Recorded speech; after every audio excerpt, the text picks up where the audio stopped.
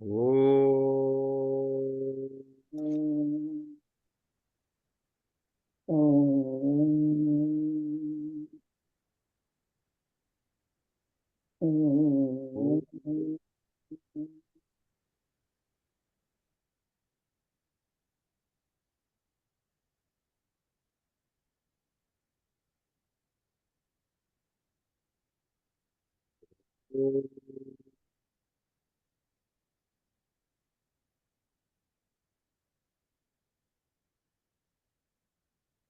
ओम श्री गणेशाय नमः.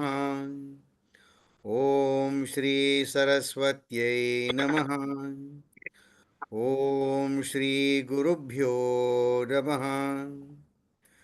शुकासारिखे पूर्ण वैराग्य जाचे, वशिष्ठा परिज्ञान योगेश्वराचे. कवी वाल्मिका सारिखा मान्य ऐसा,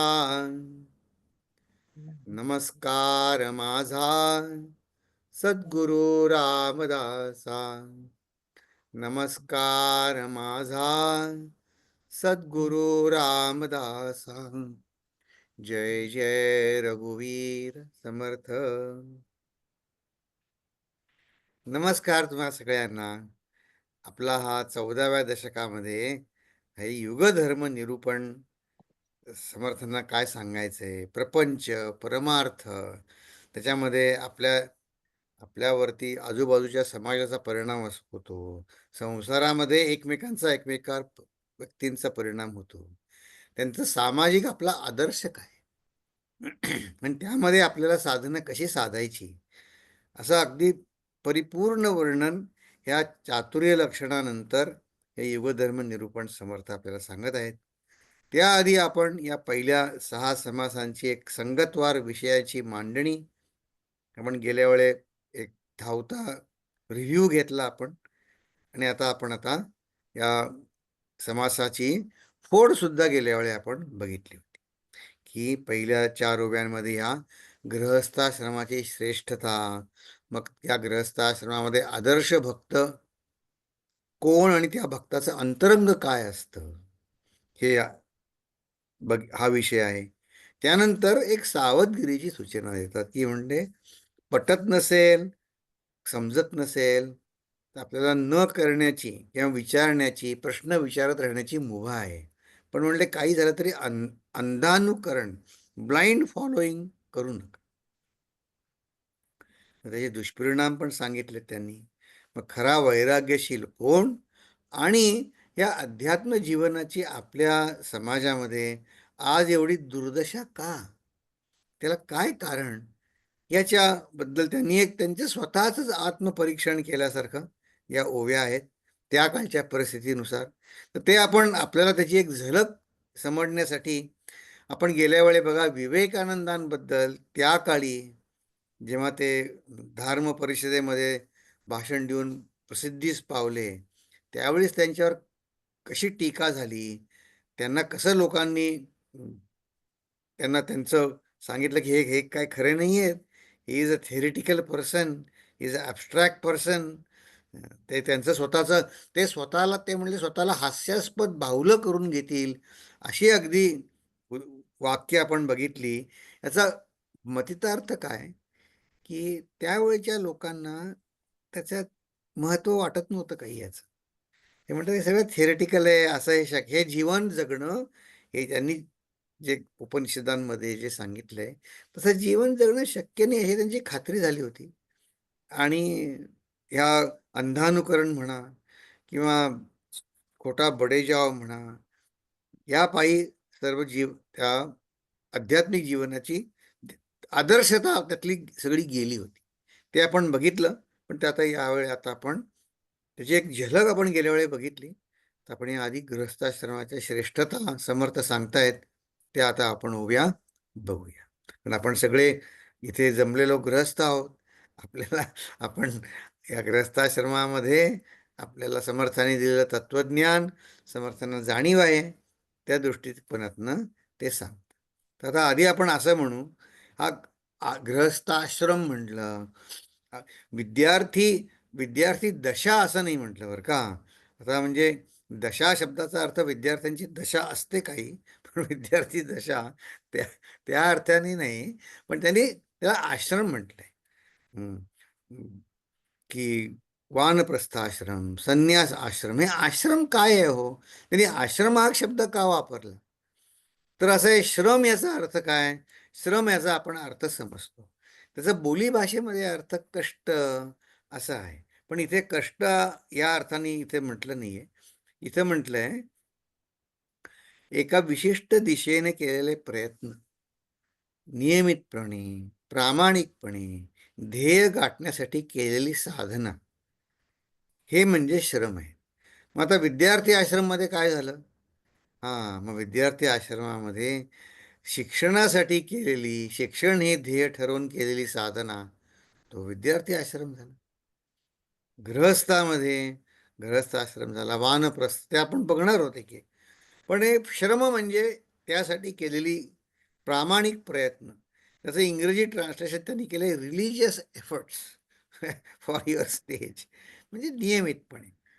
मग अश्रम, त्याला उपसर्ग लावला की झालं ते एफर्टलेस.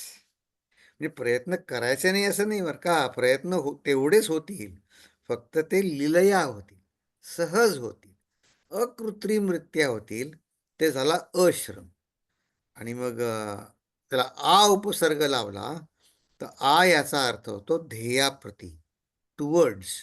मग आश्रम याचा शब्द झाला की आता बघा किती त्या शब्दामध्ये अर्थ ठासून भरलाय बघा आश्रम शब्दामध्ये. की ज्या प्रसंगी जे योग्य आहे ते साधण्यास लागणाऱ्या कालावधीची व्यवस्था, की classification of duties at various stages in our life. हे असं आहे. ही व्यवस्था जशी आहे त्याचं फक्त वर्णन ते सांगतात. ही तयार केलेली व्यवस्था नाही आहे. तयार केलेली म्हणजे आता जसं वनस्पती शास्त्रामध्ये क्लासिफिकेशन करतात की नाही, की ही फुलं देणाऱ्या वनस्पती आहेत, या फळं देणाऱ्या आहेत, यांना काय मुळामध्ये त्यांचं गवत जातीच्या आहेत.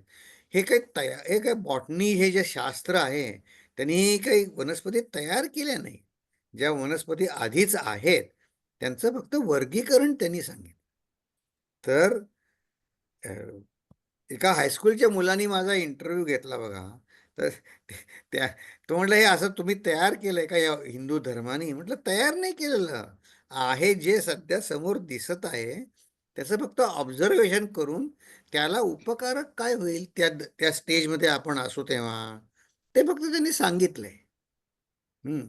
की as per our duties in our life. मग आश्रम व्यवस्था म्हणजे, आता आश्रम व्यवस्था विद्यार्थी आश्रम, ते काय is a age appropriate life duties and styles. आता या आपण आता बघतो, हे भर्तृहरीचा एक सुंदर छान श्लोक आहे बघा. पण त्याआधी आपण हे विद्यार्थी आश्रम, वानप्रस्थ आश्रम, विद्यार्थी बाल विद्यार्थी, मग गृहस्थ, वानप्रस्थ आणि संन्यासी, हे 4 आश्रम आपण लक्षात ठेवले. तर त्याचं एक सुंदर क्लासिफिकेशन गुरुजींनी केलं. ते म्हणले विद्यार्थी दशेमध्ये लर्न, आपण शिकतो ना, लर्न. मग गृहस्थाश्रमामध्ये काय करतो?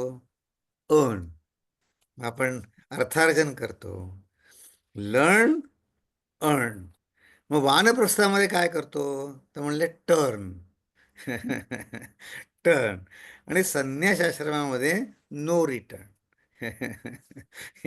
ते हे अगदी सोपं त्यांनी करून सांगितलं की संन्यास आश्रम हे ध्येय आहे, पण ते जमण्यासाठी आधी जे 3 आश्रम व्यवस्थित झाले पाहिजे. हे काही भर्तृहरी म्हणतात, प्रथमेन अर्जिता विद्या. पहिल्या विद्यार्थी दशेत विद्या कमावली नाही. मग द्वितीये नार्जिता धनम, तृतीये नार्जितम पुण्यम, चतुर्थे किम करिष्यती. मग एकदम नुसतं संन्यास घ्यायचा वस्त्रांतर नाही आहे, हे मानसिक परिवर्तन झालं पाहिजे. ते समर्थ सांगणार आहेत आपल्याला. पण आपल्याला मतित अर्थ लक्षात आला. आणि मग आता समर्थ काय म्हणतात या गृहस्थाश्रमाबद्दल? तर बघा, श्रीराम नाना वेश नाना आश्रम, हे सगळे आहेत तर खरे. विद्यार्थी आश्रम आहे, वानप्रस्थ आश्रम आहे, संन्यास आश्रम आहे. हम्म. त्या आश्रम शाळा असतात बघा, गुरुकुल शाळा असतात. ते सगळे नाना वेश नाना आश्रम आहेत. पण त्या सगळ्यांचं मूळ गृहस्थ आश्रम आहे. कसं ते सांगणार आहे. सर्वाचे मूळ गृहस्थाश्रम, जेथे पावती विश्राम, त्रैलोक्यवासी. या त्रैलोक्यवासीमध्ये अनेक आहेत.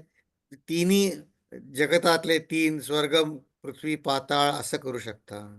किंवा विद्यार्थी, वानप्रस्थ आणि संन्यासी ह्यांना सुद्धा गृहस्थाश्रमामध्ये आसरा त्यांचाच आहे. तिथे पावती विश्राम, त्रैलोक्यवासी, देव ऋषी मुनी योगी, नाना तापसी वीतरागी, पितृ आदी करून विभागी, अतीत अभ्यागत. इथे ही ओवी पुढे पूर्ण होते, कारण या ओवीमध्ये क्रियापदच नाही आहे. दुसऱ्या ओवीमध्ये, ते तिसऱ्या ओवीत आहे, ते या सगळ्याला लागू आहे. तर तिसरी ओवी पण बघू. तर हे सगळे निर्माण झाले. कोण निर्माण झाले? देव निर्माण झाले, ऋषी योगी मुनी हे सगळे निर्माण झाले. पण ग्रहस्थाश्रमी पण निर्माण झाले. आणि हे बाकीचे हे सगळे सगळे लोक, देव ऋषी मुनी योगी, आपापला आश्रम टाकून गेले. ते ठीक आहे. परंतु ग्रहस्थाग्रही हिंडो लागले कीर्ती रूपे. गृहस्थ आश्रमामध्ये गृहस्थाश्रमामध्ये आपला संसारापुरतंच, आपल्या कुटुंबापुरतंच मिळवायचं असं नाही, तर समाजाचे ऋण आपण त्यांचं मानतो. पितृऋण, ऋषी ऋण, ज्ञान अर्जित करणाऱ्यांचं, तर त्यांना सुद्धा हा संसार जो गृहस्थ आश्रम आहे तो सपोर्ट करत असतो. हम्म. कारण कोणी घर गृहस्थी बसवून पैसे कमवून अशी सपोर्ट सिस्टीमच तयार नाही केली, तर मग हे देव ऋषी मुनी योगी कुठे राहतील? नाना तापसे वितरागी यांना भिक्षा कोण घालेल? तर या त्यांना जाणीव आहे. ते ते त्यांच्या साधनेसाठी, त्यांचं उच्च ध्येय साधण्यासाठी ते त्यांनी कोणी विद्यार्थी जसे तर संन्यासी झाले. हे सगळं जरी खरं असलं तरी ते मग गृहस्थाश्रमाचाच आधार घेऊन त्यांच्याकडनं ते कीर्तिरूपाने त्यांनी आणखीन मदत केली गृहस्थाश्रमी लोकांना.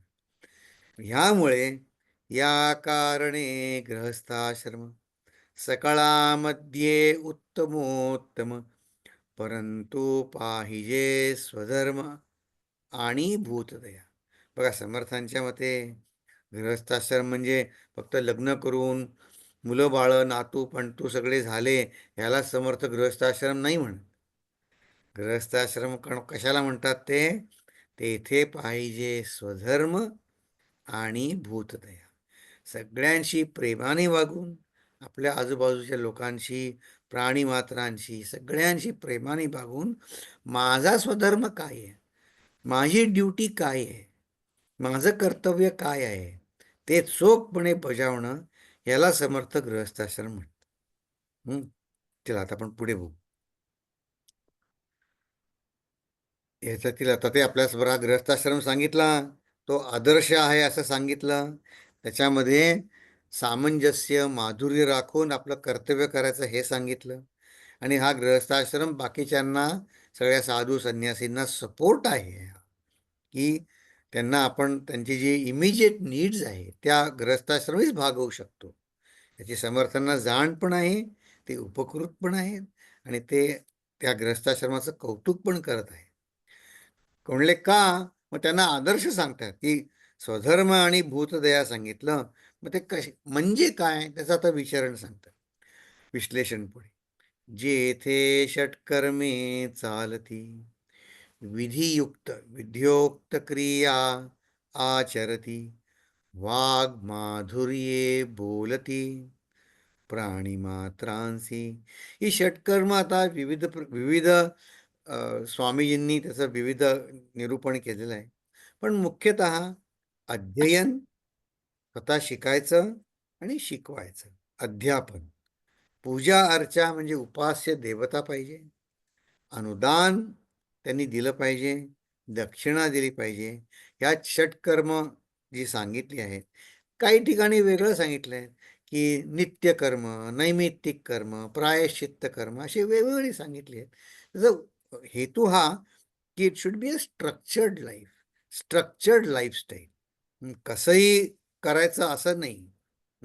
आणि ह्या सगळ्यामध्ये वाघ माधुर्ये बोलती प्राणी मात्रांचे. हां, सगळ्या एकमेकाशी सामंजस्याने गोड बोलून केलं पाहिजे. म्हणजे काय? मनात प्रेम पाहिजे. याचंच पुढे ते भक्तिमार्गची त्याचं कनेक्शन करणार आहे. सर्व प्रकारे नेमक शास्त्रोक्त करणे काही एक, त्याही मध्ये अलौकिक तो हा भक्तिमार्ग. हा भक्तिमार्ग हा अलौकिक आहे आणि गृहस्थाश्रमामध्ये राहून पण तो करता येतो. तर बघा, रामकृष्ण परमहंस ह्या भक्तिमार्ग गृहस्थाश्रमामध्ये करता येतो. त्याला म्हणायचे, आता तुम्ही कोणी संन्यासी असो किंवा गृहस्थाश्रमी असो, भगवंतासाठी भगवंताकडे मन जायला, मन आपल्याला शुद्ध मन केलं पाहिजे की नाही. आपल्याला मन शुद्ध पाहिजे. प्युरिटी ऑफ माइंड आणि क्लॅरिटी ऑफ नॉलेज, हे जे आपण सांगितलं गेल्या वेळी बघितले, ते कुठेही असलं तरी पाहिजेच आपल्याला. पण ते त्याच्यामध्ये कठीण जातं की नाही. संन्यासी असेल तर त्याला सपोर्ट व्यवस्था तो स्वतः आता म्हणत एखाद्या दिवशी नाही मिळालं जेवायला तर नाही मिळालं. आता संन्यासाश्रमामध्ये पण रामकृष्ण परमहंस काय म्हणायचे? ते म्हणायचे गृहस्थाश्रमात राहून हा भक्तिमार्ग स्वीकारणं म्हणजे, ते त्या काळचं उदाहरण आहे. ते म्हणायचे, त्या काळी आता सारख्या लढाया चालायच्या. ते म्हणायचे गृहस्थाश्रम हे किल्ल्याच्या आतमध्ये राहून लढाई करण्यासारखं आहे. किल्ल्याच्या आतमध्ये सुरक्षा असते बघा सगळी, डोक्यावर छप्पर असतं, व्यवस्था असते जी काय असेल ती, अन्नाची व्यवस्था असते, प्रोटेक्शन असतं. किल्ल्याला वेढात येऊन जे बसलेले असतात शत्रू, त्यांना काहीच नसतं त्यांना. तर म्हणे लढाई किल्ल्यात बसून करायची का किल्ल्याच्या बाहेरून करायची. तर त्यांनी आपलं त्याचं उदाहरण दिलंय. म्हणजे तुम्हाला अमुक तऱ्हेचं जेवण पाहिजे ते गृहस्थाश्रमामध्ये तुम्ही बनवू शकता. पण बाहेर संन्यासाश्रमामध्ये म्हणे लोक टीका करतात की, त्याच्यावरती एका संत खूप छान सांगायचे. ते म्हणायचे, हे भगवी वस्त्र करणं म्हणजे अग्निपरीक्षा आहे. तर म्हणे तुम्ही पांढऱ्या कपड्यातले लोक कुठे आईस्क्रीम खाताना दिसलात कुठे कोणाला, तर कोणी काही म्हणणार नाही तुम्हाला. पण म्हणले हे भगव्या कपड्यातले आहेत ते म्हणले, त्यांनी आईस्क्रीम खाल्लं तर तिथे जाऊन थिएटर सिनेमात बघायला तुम्ही, अरे स्वामीजी सिनेमा बघायला आले. ते म्हणे तसं नाही. हा गृहस्थाश्रम सुद्धा तेवढाच आहे आणि तो कसा धन्य करायचा हे समर्थांनी फार सुंदर तऱ्हेनं सांगितलंय बघा या श्लोकामध्ये. त्याही मध्ये अलौकिक हा भक्ती मार्ग. मग ते कसं केलं पाहिजे? पुरश्चरणी काया क्लेशी दृढव्रती परम सायासी, जगदीशा वेगळे जयासी थोर नाही. पुरश्रणी म्हणजे स्वतःलाच एक व्रत घालून घ्यायचं. त्याच्यामध्ये शरीराला एक कष्ट एक वेळ झाले तरी चालतील. दृढ व्रत पाहिजे, जे काय तुम्ही व्रत घेणार ते, आणि त्यासाठी परम प्रयत्न केले पाहिजे. आणि त्या माणसाला जगदीशा वेगळे थोर, त्याच्याशिवाय कोणी थोर नाही. या साध्या साध्या गोष्टी असतात हो. मला आठवण काय झाली, आम्ही कॉलेजला होतो आणि कॉलेजमधल्या मला नाही कुठे अप्रेंटिसशिप कुठेतरी पैसे मिळत होते म्हणून कॉलेजला नव्हतो. काहीतरी स्टायपेंड बिपेंड मिळायचा, त्याची आठवण सांगतो. ते रेल्वेनं त्यावेळेस रिझर्वेशन करून जाणं फार जिकिरीचं असे त्यावेळेस. तर आम्ही मुलांनी ठरवलं कुठे जायचं, कुठे ट्रिपला. तर त्यातल्या एका मुलाचे कोणी ओळखीचे नातेवाईक मुंबईला होते. ते रेल्वेमध्ये ड्रायव्हर होते त्यांच्या एक्सप्रेस मेलच्या ह्याचे. त्यांची कीर्ती होती, त्यांना म्हणायचे राईट टाईम. त्यांचं आडनाव भागवत होतं, राईट टाईम भागवत. ते थोर ग्रस्त होते, माझं फक्त आडनाव भागवत आहे. पण ते ते फार सज्जन होते. तर आम्ही त्याला सांगितलं, अरे तुझे ते ओळखीचे आहेत ना काका, त्यांना सांग ना आपली तिकीट काढायला. तर सांगितलं त्यांनी. तर आम्ही सगळे बाकीचे सगळे मुंबई बाहेरून आलेले होते. तर आम्ही हॉस्टेलला राहत होतो. मग एक दिवस त्यांनी सांगितलं या, आणि म्हणे त्यांनी सांगितलं तिकीट घ्यायला याल तेव्हा जेवायलाच या. आम्ही आम्हाला काय आता, आम्ही गेलो त्यांच्याकडे. अहो ते 8:30 पावणे 9 पर्यंत झाले तरी घरीच नाही आले. आणि घर अगदी साधं होतं, काही काही फर्निचर नव्हतं, काही नव्हतं, पण प्रसन्न होते सगळे घरामध्ये. ते त्यांचं ते ज्याच्यात ओळखीनं गेलो होतो तो सांगत होता, ते मुळीच पैसे खात वगैरे, त्यांचा लौकिक आहे म्हणे त्यांच्या ह्याच्यामध्ये.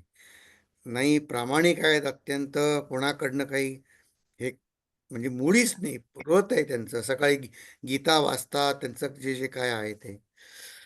तर त्या आमची त्यावेळी काय बुद्धी हो, म्हटलं ते जाऊ दे, तिकीट काढणार का नाही ते सांग फक्त. स्वार्थी असतात ग्रहस्थ आश्रमी. हं. तर गेलो मी, हे दृढव्रती परमसायासी सांगतोय. हं. तर मग ते पाहुणे मग त्या आईंनी, त्या आजींनी आम्हाला जेवण वाढलं. अरे म्हणे ते ना उशीर होणार आहे आज यायला. हं. आमची जेवण झाल्यावर ते आले. हं. आणि ते आतमध्ये सांगताना काय म्हणले, आज म्हणले तिकिटाला लाईन होती. त्यांनी त्यांचं ऑफिस झाल्यावरती रांगेत उभं राहून तिकीट काढून आणली आमची. आम्हाला इतकं लाजल्यासारखं झालं, तुम्हाला सांगतो की अरे बापरे. दृढव्रत म्हणे माझं नियम आहे, मी कोणाला कोणाचाही नियमाने मी सगळं काम करतो. म्हणे तुम्ही इथे शिकायला आलेला आहात, तुमचा अभ्यासाचा वेळ आहे, म्हणून तुम्हाला वेळ नाही म्हणून तुम्ही तिकीट काढली, मी आनंदाने काढली म्हणे, मला काही नाही. आम्हाला खरंच सांगतो इतकं लादल्यासारखं झालं की. आणि ते मोठे ऑफिसर होते रेल्वेमध्ये बरं का. तर ते असे आहेत, ह्यांचं इम्प्रेशन झालं ना की तो संस्कार मनात असतो, की अशा गोष्टी, असा मूर्खपणा कधी कधी केलेला चांगला असतो. पण तो संत संगतीमध्ये केलेला लक्षात ठेवून त्यातून धडा मात्र घेतला पाहिजे. पुरश्चरणी काया क्लेशी दृढव्रती परमसाय. व्रत घेतलंय, मग त्याला कष्ट पडतील करायचं, त्यांना समाधान आहे बघा. ते समाधान कोणी हिरावून घेऊ शकत नाही. जगदीशा वेगळे जयासी थोर नाही. काया वाचा जीवे प्राणे कष्टे भगवंता कारणी. मने घेतले धरणे भजन मार्गी. ते काय आम्हाला म्हणले ते ड्रायव्हर काका, म्हणे मी हे विद्यार्थी बटूंची सेवा करतोय म्हणून मी तुमची तिकीट काढून आणली. मग त्यांनी म्हणजे तुमच्यात नारायण बघितलं आम्ही आणि काढली तिकीट तुमची. मने घेतले धरणे भजन मार्गी. की जे जे काय करू ते मी भगवंताची सेवा म्हणून करेन. ऐसा भगवंताचा भक्त विशेष अंतरी विरक्त. संसार सांडून झाला मुक्त देवा कारणी. आहा. हे अंतरातून विरक्त होण्यासाठी हा संसार आहे. ते म्हणाल हे असं काय सांगता. तर जसा चिन्मय मिशनचा आपलं प्रशिक्षण हे चालतं की नाही, तसंच बाकीच्या आश्रमांचं सुद्धा आहे. दयानंदांचा पण आश्रमामध्ये कोइंबतूरला त्यांचाही 4 वर्षाचा कोर्स आहे. तर तिथे एक जण त्यांचे कोर्स केलेले एक जण भेटले होते काही वर्षापूर्वी. तर त्यांनी त्याच्याच कोर्समध्ये जे शिकायला होती मुलगी, तिच्याशी त्यांनी लग्न केलं. आणि आमचं दोघांचाही असा कोर्स झालेला आहे. तर बोलण्याच्या ओघामध्ये मी आपलं त्यांना विचारलं की तुम्हाला स्वामीजी काय म्हणले तुमचं लग्न झाल्यावरती हे. तर ते म्हणले, स्वामीजी आम्हाला म्हणले, तुम्ही म्हणे वाईट वाटून घेऊ नका की तुम्ही लग्न करत आहात म्हणून. हम्म. हम्म. ते दोघे ब्रह्मचारी होते आश्रमामध्ये, पण म्हणे असं वाईट वाटून घेऊ नका. तुम्ही म्हणे संन्यास घेऊन जे शिकणार आहात जे वैराग्य येण्याचं शिकणार आहात, तेच तुम्हाला संसारात शिकायला मिळणार आहे. तुमच्या अंगी वैराग्य येण्यासाठी तुम्हाला मुलं बाळ होतील. ती सेवाभाव येण्यासाठी ती कदाचित आजारी पडतील.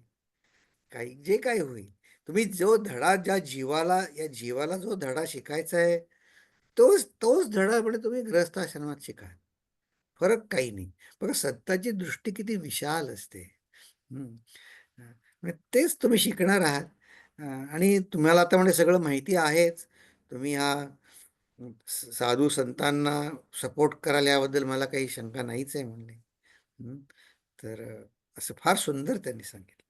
संसार सांडून मग संसार सांडून म्हणजे संसार सोडला नाही, मनाने सोडला. मनाने त्यात अडकला नाही. झाला मुक्त देवाकार. मला ते फार आवडलं बघा. म्हणजे जे धडे तुम्ही संन्यासी राहून ब्रह्मचारी राहून शिकणार होतात, तेच धडे ते इंग्रजीमध्ये बोलत असत पण you are going to learn the same lessons. फार गोड होते ते. ठीक आहे. आता ही जर हे बाहेरून कशी सेवा करायची, दृढव्रती, काया, क्लेशी हे सगळं झालं. पण त्या भक्ताचा आता अंतरंग आपण बघूया. अंतरापासून वैराग्य तेची जाणावे महद्भाग्य. आपण जे प्युरिटी ऑफ माइंड म्हणलं ना, ते हे आहे की मी काही कष्ट करतो किंवा नाही, कष्ट वाटतच नाही. आणखीन एक गमतीचं उदाहरण सांगतो. खरं तर मी गमतीचं म्हणतोय, पण तो ब्रह्मचारी आम्ही शिकत असताना जो होता, त्यांनी काय व्रत घेतलं होतं, तो आमच्या 3-4 बॅच आधी झाला होता. तर तो व्हिजिटला आला होता, तो सांगत होता. म्हणे त्यांनी मला विचारलं, तुम्ही असं काही कुठल्या वारी तुमचा उपास वगैरे काही आहे का? म्हटलं नाही, मी असं काही नाही ठरवलं. हं, जे काय आहे ते अन्नक्षेत्रात ते खातो. चांगलं आहे म्हणले. म्हटलं का? असं का विचारलंस तू? ते वारकरी पंथातले होते. छोटा होता, अरे तुरे. म्हटलं का? नाही म्हणे, माझी म्हणे पंचायत झाली, थोडी पंचायत झाली हो. पण म्हणे ते भाग्याचं आहे हे मला नंतर कळलं. म्हटलं काय पंचायत झाली? म्हणे मी असं व्रत घेतलं होतं की रविवारी एकदाच जेवायचं, रात्री जेवायचं, दिवसा जेवायचं नाही. आणि म्हणले ते आता आश्रमात तुम्ही असाल, तुम्हाला माहिती आहे सगळ्यांचे जे स्पॉन्सर्ड भिक्षा असतात त्या रविवारी असतात. म्हणले हे मला माहीत नव्हतं. तर म्हणले जे फीस असायची ती रविवारी दुपारी असायची. आणि मग म्हणे मी तर व्रत घेतलं होतं. पण म्हणले मी माझा शेजारचा जो होता तो मला माझ्यासाठी ठेवायचा काही. मी त्याला सांगितलं हे ठेवू नको. माझ्या देवाने माझ्या याच्यामध्ये वैराग्य येण्यासाठी हे केलेलं आहे. आणि ते तू काय त्यांनी काय शब्द वापरले, हे माझ्या भाग्याचं ठरलं. ते रामदास स्वामी तेच म्हणतात. अंतरापासून वैराग्य तेची जाणावे महद्भाग्य, लोलंगते एवढे अभाग्य आणिक नाही. म्हणजे म्हणले तर आता तो नाही म्हणला असं, पण कोणी मी समजा माहिती आहे आज मी उपास करणार आहे आणि कळलं आज इकडे इकडे पार्टी आहे, मी त्याला सांगायचं अरे 2-3 घेऊन ठेव माझ्यासाठी. आता ह्याला ह्याला हे म्हणजे लोलंगता. त्यापेक्षा तुम्ही खा तिथे आहे ते. प्रामाणिकपणा पाहिजे भगवंताला, आपलं प्रामाणिकपणा पाहिजे, clarity of purity of thought पाहिजे. राजे राज्य सांडून गेले, भगवंता कारणे हिंडले, कीर्ती रूपे पावन झाले भूमंडळी. बघा तुम्ही जर भागवत वाचलं की आपला इतिहास बघितला तर अशी कित्येक कित्येक राजांच्या गोष्टी आहेत की ज्यामध्ये त्यांनी संपूर्ण राज्य केलं पुष्कळ वर्ष, आणि त्याच्या शेवटी प्रत्येक जण जणू काही म्हणला हे आता बास, आता मला देवापाशी देव पाहिजे, हे नको. म्हणून ते वनामध्ये तप करण्यासाठी गेले. तर असं आहे की आपण ज्या कालखंडामध्ये जन्माला आलो त्याची एक संस्कृती असते. ती संस्कृती पालन करणारा समाज असतो आणि त्या समाजातली मी ही एक व्यक्ती असते. हे तीन मिळून आपण बनत असतो. बघा तुम्ही विचार करा.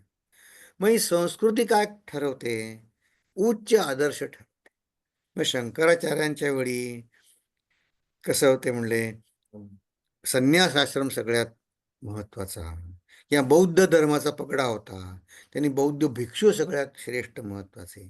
पण हा समाज सांगताना एका महंतांच्या मते ही रामदास स्वामींनी केलेली योग्य अशी तडजोड आहे. म्हणजे तुम्ही जर तडजोड नाही केली तर ती संस्कृती भंग पावते, त्याला एक विकृत स्वरूप येतं. तर यालाच पूज्य गुरुदेव झाडाच्या बाजूला जी साल असते ना, त्याचं उदाहरण द्यायचं.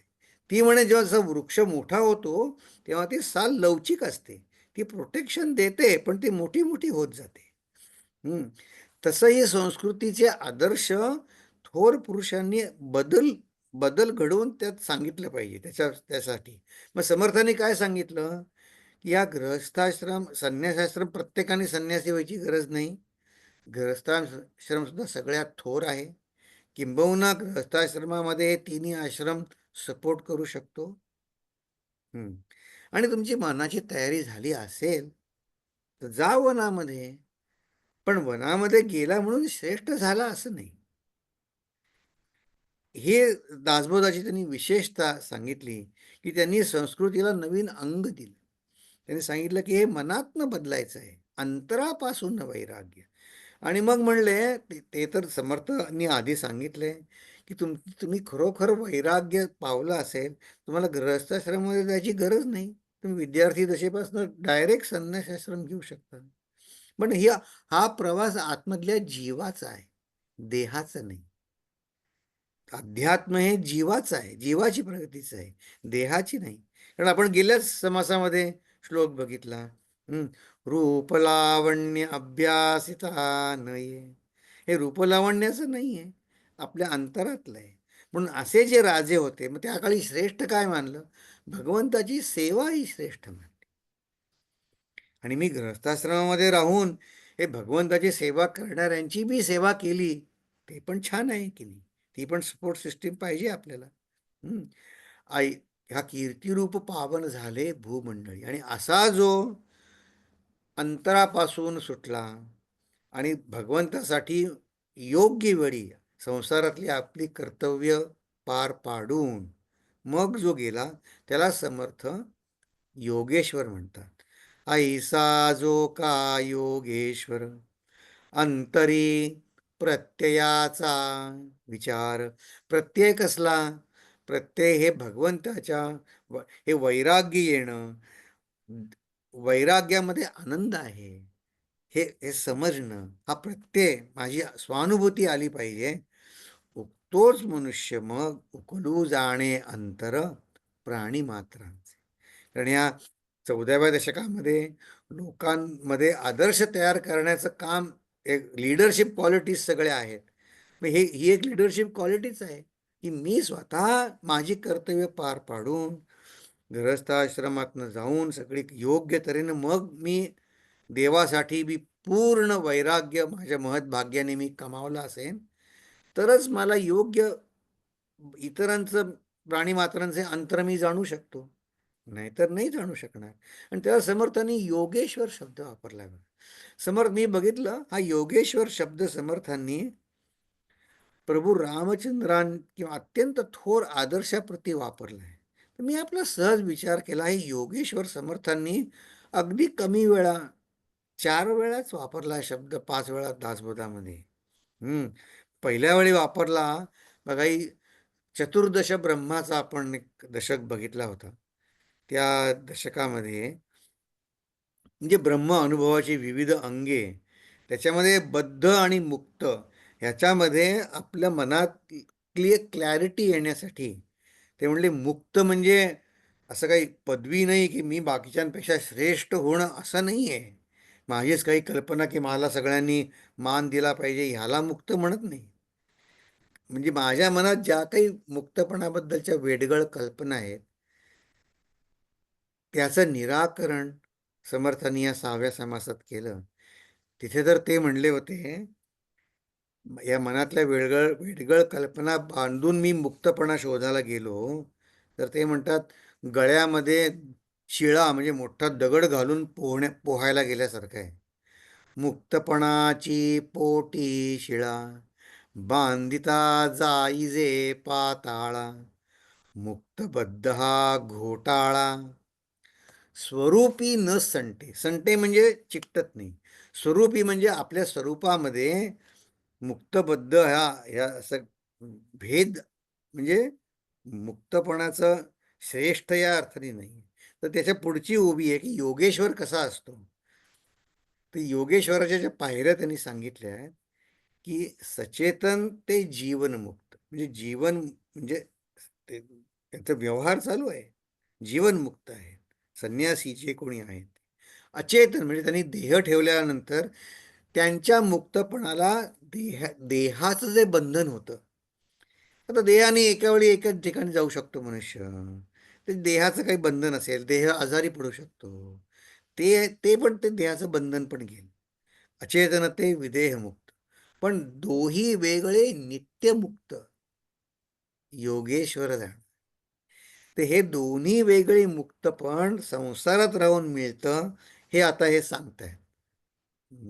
हे असा योगेश्वर बनायचा आहे की कसा संसारात राहून सगळी योग्य आपली कर्तव्य करायची आणि इतर समाजातल्या इतर अंगांना सुद्धा सपोर्ट द्यायचं. योगेश्वर. आणखीन एका ठिकाणी समर्थांनी योगेश्वर शब्द वापरलाय, ते पुन्हा निस्पृह वर्तणुकीवरच आहे. ते तर म्हणतात असा जो पूर्ण क्लॅरिटी ऑफ थॉट्स आणि प्युरिटी ऑफ माइंड असलेला आहे, त्याच्या मनामध्ये आनंदाच्या संकल्पना नसतात, अल्गोरिदम नसतात. हे झाल्यावर मग मी सुखी होईन, नाही. तो आनंदाच्या बाबतीत वृत्तीशून्य असतो, म्हणजे तो आनंदातच असतो. असा वृत्तीशून्य योगेश्वर याचा पहावा विचार, दास म्हणे वारंवार किती सांगू. मी किती सांगू किती सांगू. आणि मग हे जे त्यांना जे तिथं जे सांगायचं ते ज्यांनी म्हणलं ते थांबलं होतं, ते आता ह्या समासात ते सांगणार की हा योगेश्वराचं वर्णन ते आता आपल्याला सांगतायत. बघा, ऐसी वृत्ती उदासीन, हे हा योगेश्वराचं वर्णन चाललंय. ऐसी वृत्ती उदासीन त्याही वरी विशेष ज्ञान, दर्शन मात्रे समाधान पावती लोक. तर बघा, हे हे तर आपल्याला प्रत्येकाला अनुभव आहे की आता आपण तुमच्यापैकी अनेक जण पूज्य गुरुदेवांना भेटलेत, मला समोर इथे दिसत आहेत. पौर्णिमाताई आहेत, प्रकाशजी आहेत, शोभा पण आज आले आहे वर्गाला. त्यांनी गुरुदेवांना बघितल्यावर त्यांना बघितल्यावरती नुसतं दर्शन मात्रे समाधान पावती लोक. हे खरं आहे की नाही, आपण प्रत्यक्ष अनुभवलेलं आहे की नाही. हा, की त्यांची अंतरंग साधनात आपल्यात पोचते आपल्यापाशी, कारण तोच उकलू जाणे अंतर प्राणी मात्रांचे. हा, बहुतांशी करी उपाय तो जनाच्या वाट्या न ये. वर्षात न एकदा जेमतेम एक आठवडा भेट व्हायची बघा. शेवटी शेवटी अखंड जयाचे हृदये भगवद रूप. आहा. हम्म. आता पुढे काय म्हणले, जनास दिसे हा दुश्चित परितो आहे सावचित्त. मी त्यांचं उदाहरण दिलं ना, ज्यांनी आम्हाला तिकीट काढायला मदत केली. आम्ही खरं सांगतो बा, आम्ही चार जे मित्र गेलो होतो त्यांना वाटलं, आम्हाला वाटलं बा, हे काय दुश्चित आहे ते. आम्हाला बोलवलं आणि ते उशिरा काय आले ना, अजून तिकीट नाही. पण ते स्वतः कसे होते. हं, ज्यांना असं दिसे, आम्हाला ते दुश्चित दिसले, पण ते आहेत सावचित्त. हं, त्यांच्या थोरवीची आम्हाला नखाची सुद्धा बरोबरी आहे का हो? नाही. हं, अखंड जयाचे चित्त परमेश्वरी उपासना मूर्ती ध्यानी. आता एक गृहस्थाश्रमामध्ये काय काय करता येतं ते सांगतायत ना.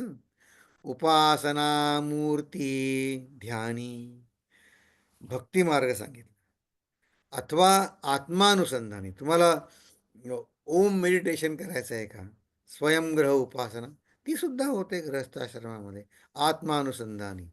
पण या दोघांना काय लागतं? श्रवण मनन लागतं की नाही दोन्ही मार्गांना? नाही तरी श्रवण मननी निरंतर. आणि ह्या सगळ्यासाठी आपण म्हणू पूर्वजांच्या पुण्यकोटी संग्रह असल्या गाठी, तरी तरीच ऐसियाची भेटी होये जनांसी. आपल्याला ते महत् भाग्य आहे की असे अनेक जण भेटतात की ते म्हणतात आम्ही अमेरिकेमध्ये पैसासाठी आलो की करिअरसाठी आलो. पण आमचं करिअर म्हणले आम्ही पूज्य गुरुदेवांची आम्हाला भेट झाली, आमची जवळून भेट झाली, हे आम्हाला तेव्हा कुठे माहीत होतं. त्यातच आम्ही धन्य झालो. तुम्हाला खरं उदाहरण सांगतो.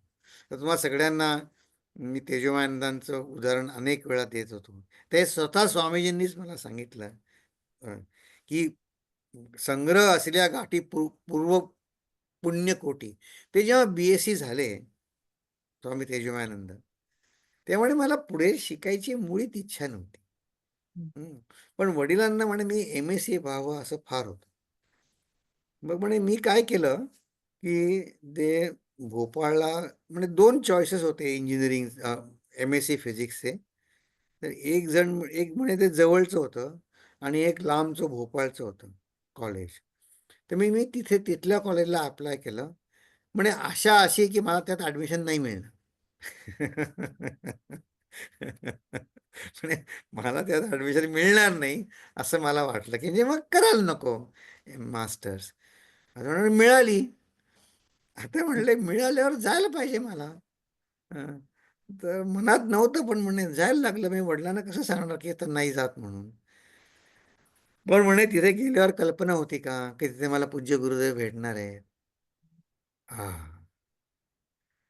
म्हणजे मला अजून आठवतंय तो बॅनर बघितला, मग मी तिथे गेलो आणि मग ते पहिल्या वर्षानंतर बाबा सांगत होते की मास्टर्स तरी पूर्ण कर. ते म्हणले नको मला, जातो. तर आपलं आपल्यालाच कळत नाही की कधी आपलं भाग्य उदय होणार आहे ते.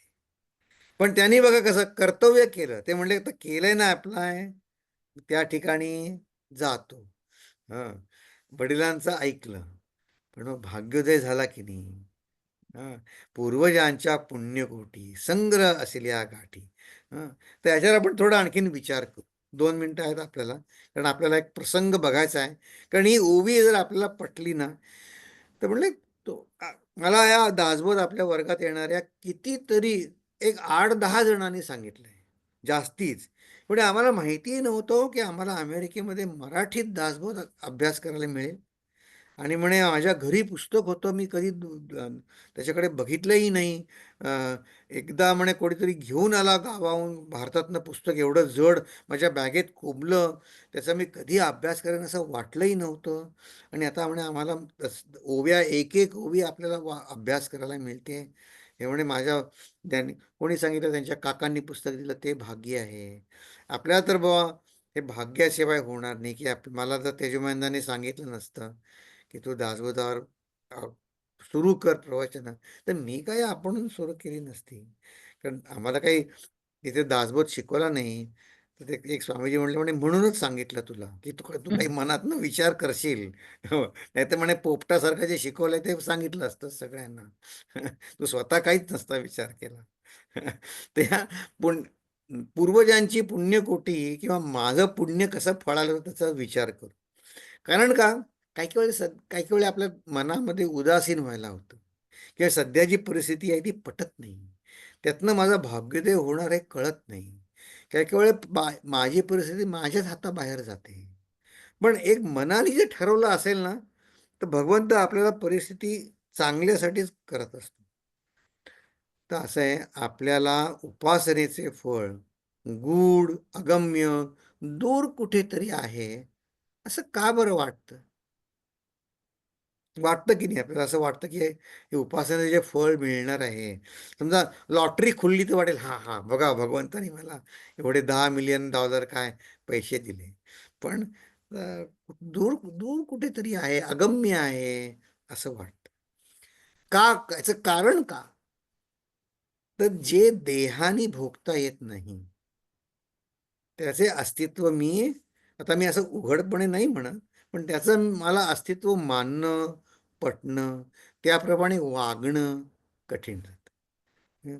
ज्या वस्तूंची मी एक्स एक्सपिरियन्शियल नॉलेज जे नसतं ते मला पचवायला कठीण जातं, ते साध्य मिळणं. मग त्यातनं काय होतं, हा सगळ्यांचंच होईल असं नाही, पण श्रवणात, कीर्तनात, गुरु उपदेशांमध्ये ज्या उपभोग्य वस्तूंची निंदा असते, पण त्या सगळ्या देहाने भोगायच्या वस्तू असतात, त्यांचं माझ्या मनात प्रेम अजून असतं. ताई मी माझ्या मनातलं सांगतोय, तुमचं काय मन माहित नाही. तुम्ही बघा, मी माझ्या मनातलं सांगतोय की माझ्या मनातलं ते प्रेम गेलं नसतं. मग माझ्या हातनं काय होतं, मी लोकांमध्ये ज्या वस्तूची निंदा करतो त्या मी एकटं असताना, हा आता कोणी बघत नाहीये, मग आता मी 5 लाडू खातो. असं होतं, कारण ते बघणार कोणी नाही. किंवा मेजॉरिटीला मी प्रमाण मानतो. हा तर काय, थँक्स गिव्हिंग ख्रिसमसला तर सगळे खातातच ना गोड भरपूर, मग त्याच्यात काय आहे, मग झालं माझं जे काय व्रत घेतलं असेल ते गेलं वाया. तर मेजॉरिटी मी प्रमाण, ते हे, तर मेजॉरिटीचा आणि भगवत ज्ञानाचा काय संबंध आहे? एक संत सांगायचे, अरे म्हणे 5 जण आजारी पडले, समजा काही त्यांना दुखणं आहे, त्यातल्या एकाने विचार करून डॉक्टरकडे गेला, डायग्नोसिस करून घेतलं, त्यांनी त्याला काही पथ्य पाणी दिलं. मग तर बाकीचे 4 पथ्य पाणी करत नाहीत म्हणून तू जर केलं नाहीस तर कसं दिसेल? त्याचा काय संबंध आहे? तुला बरं होण्यासाठी तू औषध पाणी घेतोयस, तर बाकीचे नाही घेत म्हणून मग तू घेणार नाही का? हे काय म्हणे विचित्रच लॉजिक आहे तुझं. तर बघा, तर दक्षिणेमध्ये अरुणगिरी स्वामी म्हणून फार प्रसिद्ध आहे. त्यांना हे जे कार्तिकीय जे भगवान होते, पार्वती नंदन, ते कार्तिकेय गणपतीचे भाऊ मानतात त्यांना. काही ठिकाणी त्यांना मुरुगन पण म्हणतात, काही पुराणांमध्ये. तर त्या पंथातले ते होते, पण त्यांचा बा तरुण काळ, बाल्यावस्थेत आणि तरुण काळात ते अत्यंत ऐश्वर्यात वाढले. ते सगळं त्यांना वेद पठण वगैरे त्यांना पाठ होतं, पण ते अंतरप्रचिती अजून आली नव्हती. जसं आता मी प्रेमाने म्हणतोय की ह्या स्टेजमध्ये कुठेतरी असतील ते, तर आता प्रचिती आली नव्हती. तर त्यांच्यावर जेव्हा दुर्दैवाची कुऱ्हाड कोसळली, वडील वारले, आई वारली, पत्नी वारली, पैसा गेला, मग ते कर्जबाजारी झाले. मग त्यांना त्यांच्या मोठ्या बहिणीने त्यांना आपल्या घरी ठेवून घेतलं. पण ते व्यसन त्यांचं होतं, पण त्यातनं हा भाग्योदय कसा बघा, पूर्वजांची पुण्याईनं. तुम्हाला तुम्हाला ते ते आपण एक 4 मिनिटाचं बघणार आहोत, पण त्याआधी एक गोष्ट सांगू का? 2 मिनिटं जास्ती घेतो. इथली आजची गोष्ट सांगतो. एका इथे आता अमेरिकेत आले, भारतात येतात शिकायला, मग इथे सगळं मुबलक उपलब्ध आहे, व्यसन लागतं काही काही वेळे. तर त्या आईंशी बोलत होतो, तर आई म्हणल्या, म्हणे त्याचं व्यसन सुटलं. मी म्हणे संकल्प केला हनुमानाचा की मी 108 वेळा हनुमान चालिसा काय म्हणेन महिन्यातनं इतके वेळा, आणि त्या पुण्याने त्या मुलाचं व्यसन सुटलं, त्यांना खात्री आहे. पण आता पूर्वजांचे कसं आहे ते बघा. तर हेच सगळे प्रश्न आनंदगिरींना पण होते, आणि ही नाटिका बघण्याचा उद्देश असा की आपली परिस्थिती काही एवढी वाईट नाही, आपण काही व्यसनी झालेलो नाही. जी काही थोड्याफार अडचणी आहेत, नाही असं नाही, पण आपल्याला, आपण जर ह्या उपासना मूर्ती, ध्यानमूर्ती, आत्मानुसंधानी, श्रवणी मननी निरंतर या व्रतावर आपण राहिलो, तर भगवंताच्या कृपेला आपणही पात्र हो. किंबहुना आपण दासबोधामध्ये एवढे 4 वर्ष आपलं नियमित दासबोध अभ्यास करत आहोत. आता दासबोधामध्ये बसलोय म्हणून दासबोध काय, भगवद्गीता, ज्ञानेश्वरी, ते भगवंताच्या कृपेनंच आपल्याला यात गोडी निर्माण झालेली आहे, हा उद्देश आहे. तर आता मी थोडं तुमची क्षमा मागतो. आपण असं करू, थांबू, पण मला आत्ता आठवण झाली, मला नंतर एक मीटिंग आहे. तर आपण ही छोटी नाटिका जी मी म्हटली ती आपण नंतर बघू. पण आज आता मी वेळेवर थांबतो, नाही तर मला दुसऱ्या मीटिंगला उशीर होईल. पण आपण निराश न होण्यासाठी ही सगळी खटाटोप आहे. आणि आता तुम्ही सगळे आहात तर आत्ताच अनाऊन्समेंट करतो की असं पूर्व पुण्याईनी स्वामी झालेले लोक आहेत की ज्यांना कल्पनाही नव्हती की मी स्वामी होणार आहे तरुण असताना. असे एक सिद्ध स्वामीजी आपल्याला बरोबर 15 दिवसांनी, आज आता किती तारीख, 9 तारीख ना, तर 15, 24 तारखेला आपला ख्रिसमस ईवला काय आपला वर्ग होणार नाही, पण 23 डिसेंबरला सोमवारी 7च्या ऐवजी रात्री 8ला भेटू. 8 ते 9 सोमवारीच असेल, पण 8 ते 9. तर असे स्वामीजी येणार आहेत की ज्यांना कल्पनाही नव्हती की ते स्वामी बनणार आहेत. आणि म्हणे मला इतकी आवड लागली ह्या वेदांताची, आणि ते आपल्याशी गृहस्थाश्रमाबद्दल आणि मानस पूजेबद्दल, कारण पुढचा समाज मानस पूजा आहे, तर ते सांगायला आपल्यापाशी येणार आहे. तर त्यांनी सांगितलं आहे की प्रश्न उत्तर तुम्ही लेखी पाठवायला सांगा. अजून त्यांनी रेकॉर्डिंगला परवानगी दिली नाही आहे. मी त्यांना ईमेल पाठवली आहे, पण त्यांनी अजून लेखी उत्तर दिलं नाही आहे. तर मला माहिती नाही रेकॉर्ड करू देतील का नाही ते. त्यांनी हो म्हणल्याशिवाय काही मी रेकॉर्ड नाही करणार आहे. पण पण तुम्ही बुडवू मात्र नका. सोमवारी आहे, पण 8 वाजता आहे, 7ला नाही. आणि मग मंगळवारचा क्लास ख्रिसमस इव्हला नसेल 24 डिसेंबरला, पण अलीकडल्या सोमवारी आहे. तर आपला विषय पण ओघाने तोच चालू आहे. त्यांना मी विचारलं, तुम्हाला नाही रे म्हणे, मला कल्पनाही नव्हती. मी इंजिनिअरिंगच्या कॉलेज याच्यात होतो आणि मला अचानक म्हणे माझी गाठ पडली या सत्संगाची. आणि मला सगळे म्हणे, आम्ही 8-10 जण गेलो होतो, फक्त मी एकटा गेलो, जात राहिलो, बाकीचे गेले म्हणे. आणि मलाच माहित नाही मी कसं झालो स्वामी. बघा. आणि हा सत्संग इंग्रजीमधनं होणार आहे किंवा हिंदीतनं, पण तुम्ही या. आता मी इथे थांबतो, प्रार्थना म्हणतो. आपण काही अजून 2 मिनिटं आहेत आपल्याला काही विचार मांडायचे असतील तर.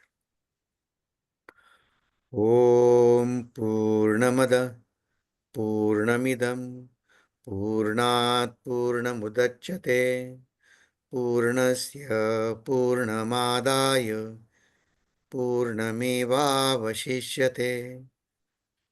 ओम शांती शांती शांती.